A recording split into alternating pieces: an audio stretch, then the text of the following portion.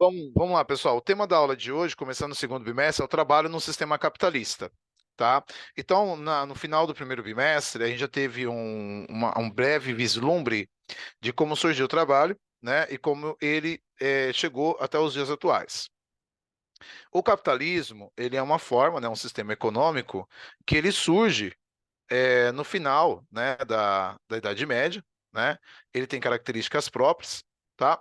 E ele começa a transformar as relações de trabalho, porque até o capitalismo surgir, o trabalho era visto como algo natural, né? E como um modo de sobrevivência, tá? A gente pode dizer que a partir do capitalismo nós temos uma nova forma de organização do mundo do trabalho e ele deixa de ser um modo de sobrevivência e passa a ser, por exemplo, uma profissão, né? Muito bem organizada, muito bem estruturada, e que a pessoa não sobrevive a partir do trabalho, ela sobrevive a partir do lucro que o trabalho o proporciona, tá? Então, hoje em dia, quem trabalha visa o lucro, ele não visa o seu bem-estar, tá? Então, por exemplo, eu trabalho como professor, é a minha profissão, então eu ganho um salário, o que me mantém é o meu salário, tá? Eu podia ter outro trabalho visando lucro. Tá? Então tem uma organização diferente. Se a gente pegar lá na antiguidade, lá na metade da Idade Média, a gente já vê o trabalho como uma forma de vida. Tá? Então o camponês, ele produzia alimentos para poder sobreviver. Tá? Ele não ganhava nada com aquilo, a não ser a sua sobrevivência. Hoje em dia, não. O trabalho é como se fosse um fim que justifica, um meio, desculpa, falei errado. Um meio que justifica um fim. Tá? Bom, no Iluminismo, surgiu um teórico inglês chamado Adam Smith, né? Ele é considerado o pai do liberalismo econômico, ok? E ele vai tentar explicar como organizar o trabalho. E ele foi responsável pelo que hoje nós chamamos de divisão do trabalho, ok? Segundo as ideias do Adam Smith, quanto mais dividido o trabalho, mais abrangente ele se torna, tá? E menos dificultoso, tá? Então vamos lá. Ele dá um exemplo aqui, o texto para gente, que vai falar sobre uma fábrica que produz alfinetes, aonde o Adam Smith ele tenta defender a divisão do trabalho. Vou dar um exemplo meio bobinho para vocês. Aqui, a partir do Adam Smith, ele vai falar o seguinte: ó, imagina que você trabalha numa empresa, mas você tem que fazer tudo nessa empresa. Né? Por exemplo, um alfinete. Então, para produzir um alfinete, além de ter as máquinas lá para produzir esse alfinete, você tem que executar de 5 a 10 tarefas. Ao final do dia, você produzia um pouco mais de 100 alfinetes. Se essas tarefas tiverem mais pessoas trabalhando, por exemplo, se forem 10 tarefas e cada pessoa desenvolver uma tarefa diferente, então 10 trabalhadores, ao final do dia, eles terão produzidos 10.000 alfinetes e não 100 alfinetes cada um. É claro que é uma conta meio um pouco tosca, porque se a gente fosse levar na forma racional, mais lógica, se um trabalhador sozinho produzia 100 alfinetes, 10 juntos produziriam 1.000. Mas a dinâmica que é criada a partir da divisão do trabalho, eles produzem 100 vezes mais, não 10 vezes mais, 100 vezes mais. Então, eles chegam a produzir 10.000 alfinetes por dia, porque a organização vai ser melhor. Então, ele defende a divisão do trabalho. Qual que é o grande problema na divisão do trabalho, que a gente pode ver até mais para frente? A divisão do trabalho, ela tira a autonomia do trabalhador. De qual ponto de vista? Por exemplo, hoje em dia, se você pegar lá as 10 pessoas que trabalham na fábrica de alfinete, nenhuma sabe produzir um alfinete, porque cada uma faz uma etapa do alfinete. Né? Quando eu não era professor, eu trabalhava numa barraca de pastel, na feira. Né? Qual que era a minha função na barraca de pastel? Era fritar pastel. Tá? Claro, eu comecei lá com 14, 15 anos de idade, 16, que é a idade que vocês têm agora. Comecei com 15 para 16 anos de idade. E eu não comecei já fritando pastel. Essa seria a função mais difícil lá. E eu trabalhei lá por vários anos. Eu comecei como atendente, então as pessoas vinham, pediam pastel. né? Quem não vende pastel, quem não está familiarizado, não sabe diferenciar os recheios do pastel. Então, de tanto você trabalha lá, você começa a diferenciar o que é carne, o que é queijo, o que é pizza, o que é frango, o que é calabresa e assim por diante, tá? E com o tempo, eu só fazia aquilo. O dia que faltou lá uma pessoa que fritava, é, eu não sabia como fritar. E de tanto eu olhar, fui aprendendo. Então, eu mudei de função, tá? Só que, por exemplo, eu fritava e atendia, mas eu não dirigia a perua. Tinha que ser outra pessoa. Eu não fazia a massa do pastel. Eu não fazia o recheio do pastel. Eu não fazia os salgados, que é coxinha, quibe, bolinhos, tá? Então, na empresa que eu trabalhava, apesar de ser uma barraca de pastel, eles eram uma empresa, tinham de 20 a 30 funcionários e muitas vezes cada funcionário ele tinha que saber fazer pelo menos duas funções dentro da empresa, por causa da necessidade de um dia alguma pessoa faltar, você poder substituí-la, tá? Eu trabalhei lá durante muito tempo. Então, por exemplo, eu aprendi a atender, eu aprendi a fritar, eu aprendi a fazer massa com o tempo, eu aprendi a fazer salgado, eu aprendi a fazer recheio. Eu posso dizer que, tecnicamente, se eu fosse lá hoje trabalhar com eles, eu saberia fazer a maioria das funções que existem lá na fábrica e na barraca de pastel, mas porque eu passei décadas trabalhando lá. Né, e tem muitos amigos lá ainda que trabalham. Então você vai trabalhando, é uma coisa paulatina. Essa divisão do trabalho, dando um exemplo mais básico para vocês, existe na escola. Então, por exemplo, quando vocês têm aula do Rodrigo, o Rodrigo ensina matemática. Se você for lá perguntar alguma coisa de português para o Rodrigo, ele até pode saber o que é aquilo, mas ele não vai conseguir explicar para você de uma forma coerente, né, de uma forma adequada. Então, eu falava, tem que ir lá perguntar para o Cícero. Né?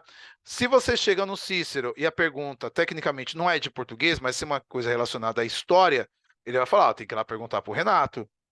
Tá? E a gente não deixa de ser professor, mas a gente é um professor especialista, porque existe uma divisão do trabalho, né? Vocês têm 10, 12 disciplinas diferentes com 10 professores diferentes, 10 professores, porque tem professor que dá mais de uma disciplina, né? E aí, aquele professor é especialista naquela disciplina.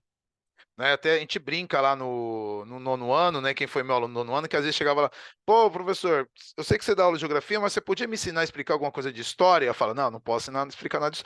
Ah, mas o senhor também é professor de história. Mas eu falei, pô, gente, mas ali vocês têm aula com o Renato, tem que tirar dúvida com o Renato, porque ele é o que é o específico da disciplina. Sempre quando a gente tenta fazer essa ajudinha para o aluno, a gente acaba se complicando depois, fica chato, né? E a gente evita o máximo que a gente puder. Mas tem uma especialidade ali. É que nem, por exemplo, agora o Ayrton, que é coordenador. Se você for perguntar alguma coisa sobre matemática, ele até pode dar uma dica, um apoio, mas ele fala, vai lá perguntar para o Rodrigo, agora eu sou coordenador, tá? Não sou mais professor de vocês de matemática. E assim consecutivamente, tá? Os professores tentam dar um apoio, uma ajuda, facilitar. Mas quando é uma pergunta muito específica, você vai perguntar para o especialista. Isso tem muito a ver com a divisão do trabalho. Qualquer pessoa que vai trabalhar numa empresa hoje tem que ter uma divisão do trabalho. O problema é que a pessoa, hoje em dia, a juventude quer entrar com um cargo que é muito difícil, que é o cargo de dono. Né? Eles não querem entrar como trabalhador, eles querem entrar como dono da empresa. E aí levam um certo tempo para chegar nesse nível. Tá? Mas existe uma divisão do trabalho, onde todo mundo ali tem uma função específica dentro da empresa. Bom, funções diferentes dentro da empresa levam você a ter, como que eu posso dizer para vocês, a ter até certo ponto, uma importância diferente dentro da empresa. Então, a empresa ela chega a ter uma diferenciação entre os funcionários. Como a gente pode dizer assim, funcionários mais importantes e funções menos importantes dentro da empresa. Tá? É, outra coisa também que o Adam Smith vai falar, que tem a ver com o mundo de trabalho, por exemplo, vai ser o surgimento das áreas urbanas. Tá? Aonde quando aconteceu a Revolução Industrial, foi nítido que boa parte da população trocou a área rural, que era o trabalho na agricultura e na pecuária, pela área urbana, no trabalho na atividade industrial. Então ele deixa de ser camponês e se torna um operário, né? E você tem uma acumulação de pessoas num ambiente muito pequeno, que são as áreas urbanas.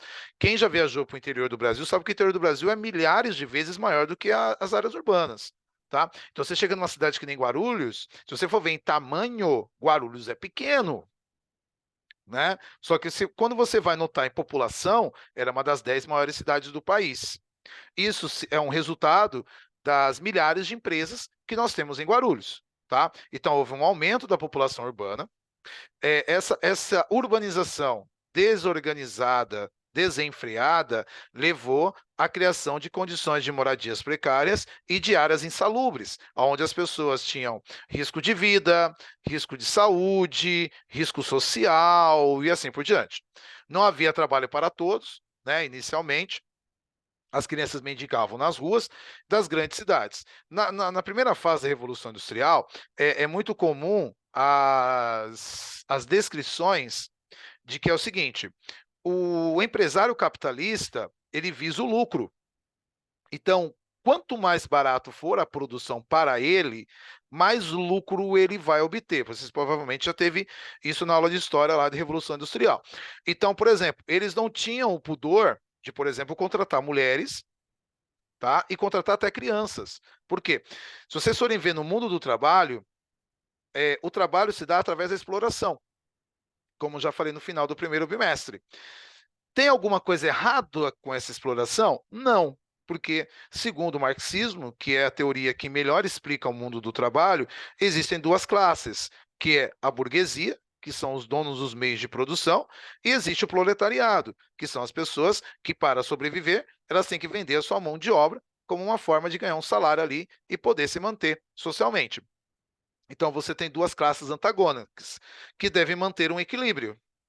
Tá? Quando fica assim ou fica assim, está desequilibrado. Tá?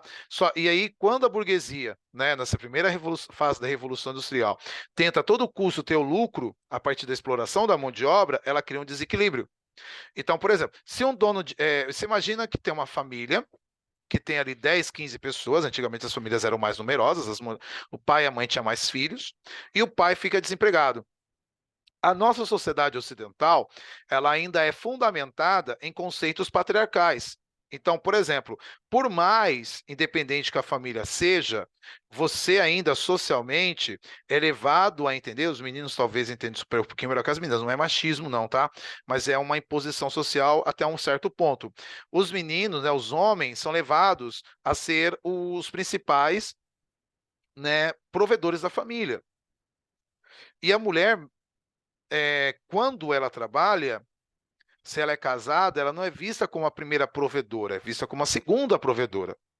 E aí temos vários exemplos de famílias, né, que tem pais, tem famílias que só os pais trabalham, tem família que só as mães trabalham e tem família que o pai e a mãe trabalham. Né? Nas famílias que os pais ambos trabalham, vocês podem notar que, na maioria das vezes, o homem tem um salário melhor do que a da mulher. Isso é uma característica da sociedade patriarcal. E isso é uma pressão social, tá? Eu sei que as meninas também sofrem pressões sociais no mundo do trabalho, mas os homens também sofrem, né? Porque se tem essa pressão social que o homem, tecnicamente, de um ponto de vista cultural, de um ponto de vista tradicional, ele deve ser o sustentador da família. Na Revolução Industrial, na primeira fase, percebendo esse aspecto da sociedade, o que muitos donos de fábrica faziam? Despediam os homens, as famílias começavam a passar necessidade e as mulheres tinham que ajudar a sustentar a família. Só que eles alegavam que, devido às mulheres não ter a mesma força física do que os homens, elas deveriam receber menos do que os homens para fazer a mesma função, muitas vezes. E a mulher ganhava, em média, metade do que um homem ganhava. Então, olha qual é a loucura. Ele tirava um homem e colocava uma mulher, substituía por uma mulher, e pagava metade do salário. Então, ele explorava em dobro. Para fazer funções mais básicas, mais simples, em vez de colocar uma mulher também para trabalhar, ele colocava uma criança. E é tipo assim, se o homem recebia um X, a mulher recebia metade do que o homem trabalhava, que ganhava. E a criança, a metade do que uma mulher trabalhava, ganhava. Tá? Muitas vezes fazendo o mesmo trabalho, a mesma função, trabalhando a mesma quantidade de horas. Tá? E isso cria um desequilíbrio, que é a exploração da mão de obra em demasia. Isso acontece até hoje. Então a gente pode falar, por exemplo, de mão de obra infantil, né? De exploração da mão de obra feminina, tá? Eu sei que alguns aí na turma eles não defendem a igualdade de gênero, mas é uma coisa que é indispensável dentro da sociedade, em todos os níveis, tá? A igualdade de gênero ela tem que ser respeitada no nível profissional, no nível social, no nível educacional, no nível cultural, no nível sexual, tá? E a gente sabe que numa sociedade patriarcal, por mais que a gente não entenda, a gente muitas vezes defendem pontos de vista antagônicos.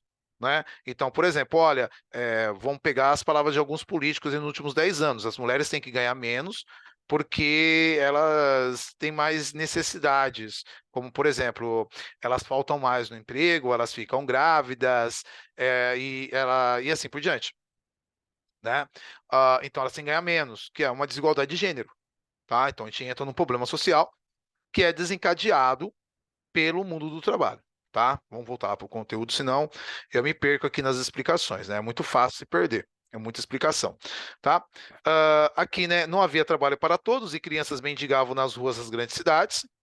Nas fábricas, a rotina massacrante da jornada de trabalho alcançava a todos, indistintivamente, né, mulheres, crianças e homens, todos já estavam sujeitos às mesmas regras e punições.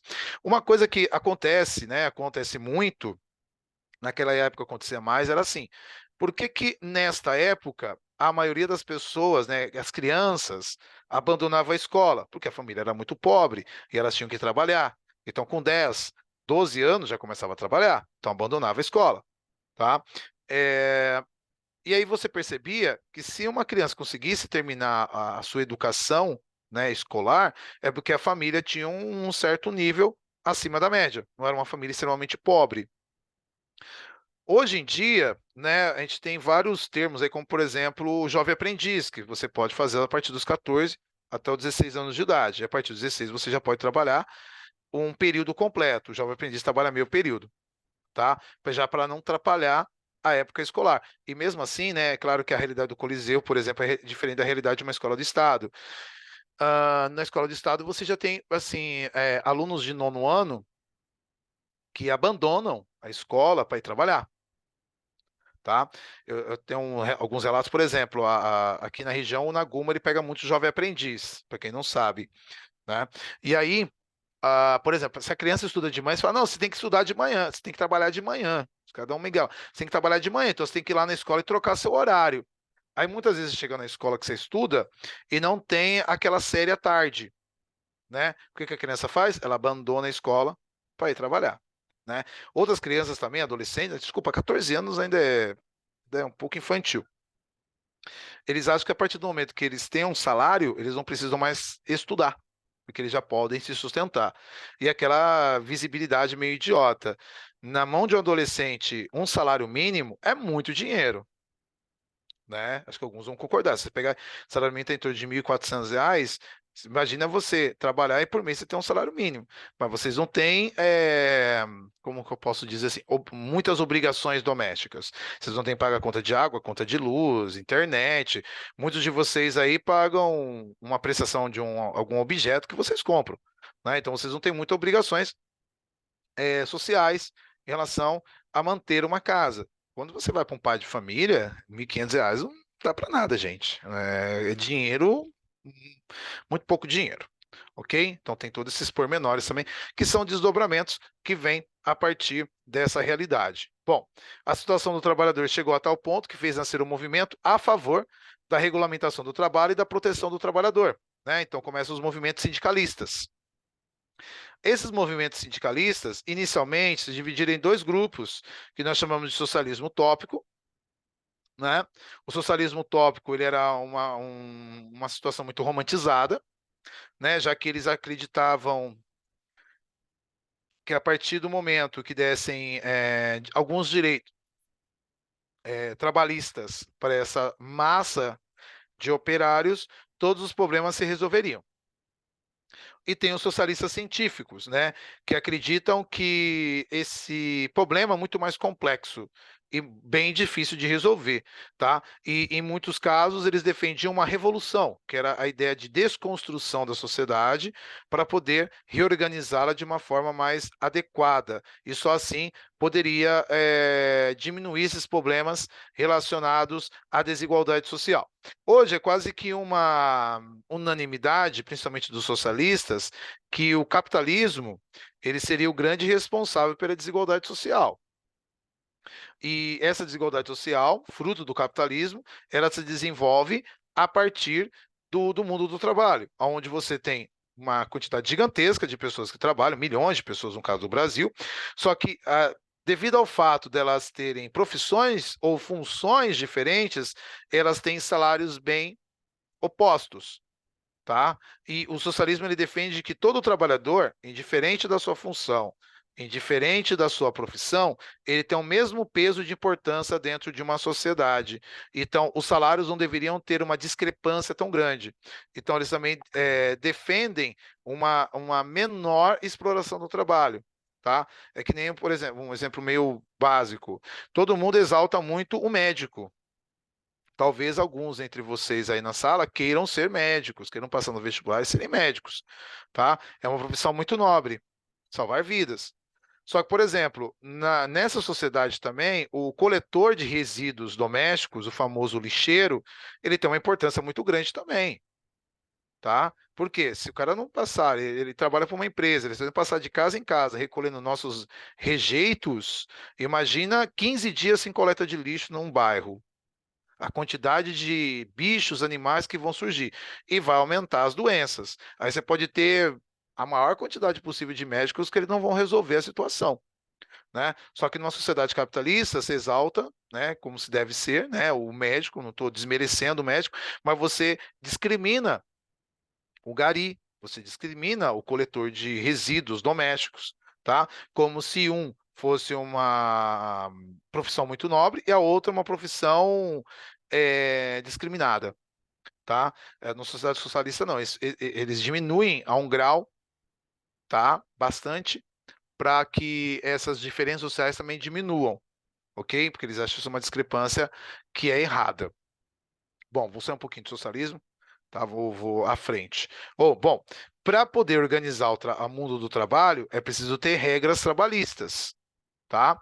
Aqui ele vai passar por um pedaço aqui, eu vou explicar muito rápido, que é as formas como foram organizadas o mundo do trabalho. Então, a gente tem hoje em dia três sistemas de organização das empresas, que a gente chama de Fordismo, né? Fordismo seria a produção em linhas de montagem, né? Então você pega, imagina uma esteira ali de 10, 20 metros de comprimento, onde você coloca várias pessoas trabalhando, como parece aí na imagem, e cada pessoa faz uma função dentro dessa linha de produção.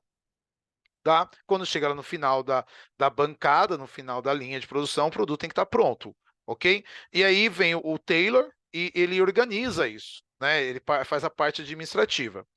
Outro exemplo que nós temos também é chamado de toyotismo, que ele vai surgir, né, lá no Japão.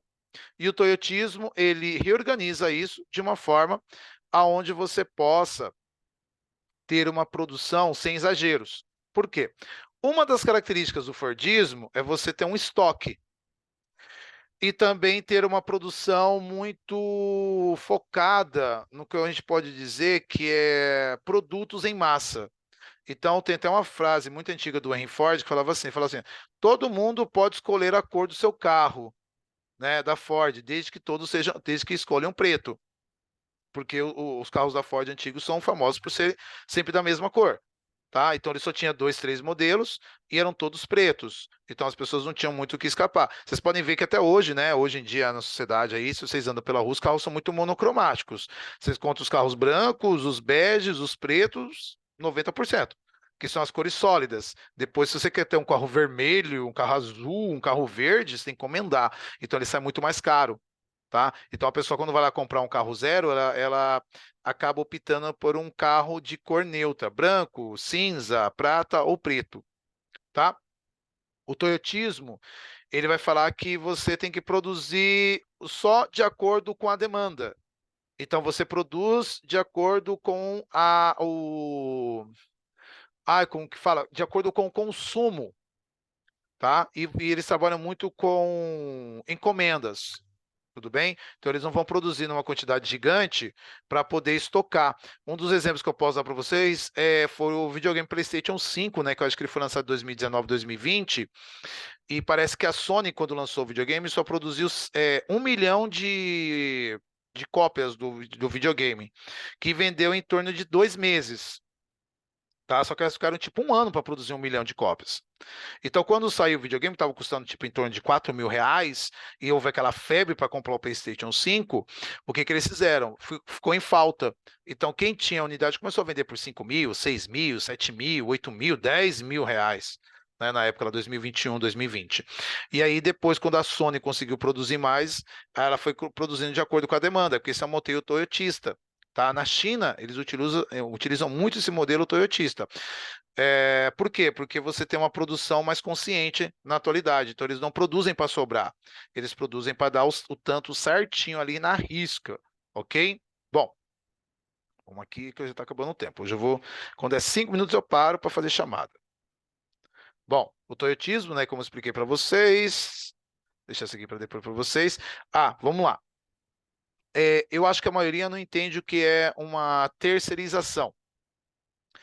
Hoje em dia, você tem uma empresa que ela é principal. Então, vamos supor lá, o Colégio Coliseu é o principal.